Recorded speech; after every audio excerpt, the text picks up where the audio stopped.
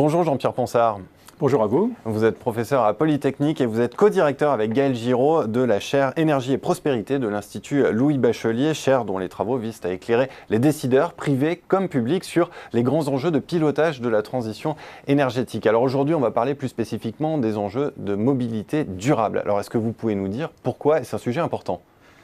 Alors la mobilité durable concerne les transports et la demande de mobilité est croissante à travers le monde.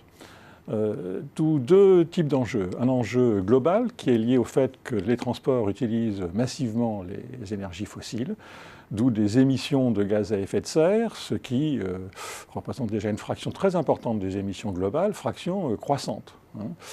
D'où des enjeux en matière de climat.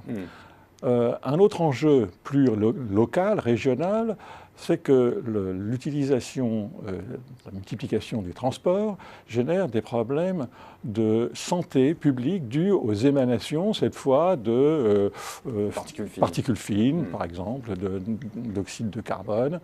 Et ces deux enjeux globaux et nationaux, ou locaux, appellent des interventions des pouvoirs publics.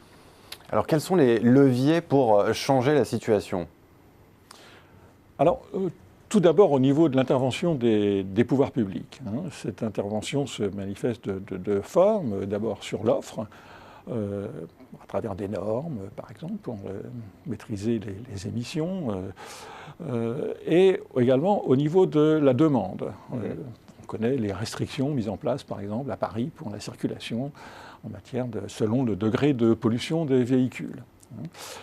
Alors, ce qui est important de voir, c'est que ces interventions de la puissance publique se font dans un contexte de changement technologique très important.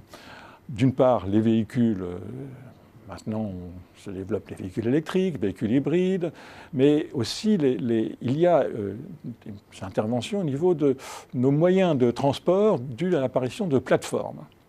Alors, depuis le Dieselgate, il y a un volontarisme très significatif de part et d'autre, avec des initiatives qui se multiplient dans tous les sens, quelquefois contradictoires, quelquefois perverses, d'où un besoin important d'études économiques.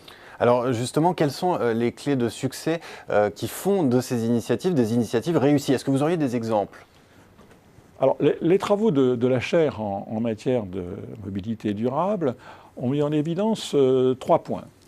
Le premier point, c'est tout l'intérêt de démarrer vite le déploiement de ces nouvelles technologies. Ceci pour bénéficier des baisses de coûts qui sont considérables, comme on a pu le voir à travers le photovoltaïque, l'éolien. Donc les pouvoirs publics doivent s'intéresser prioritairement à ces questions de lancement, démarrage de ces nouvelles technologies. Alors, à cet égard, les questions d'infrastructure sont un facteur clé de réussite.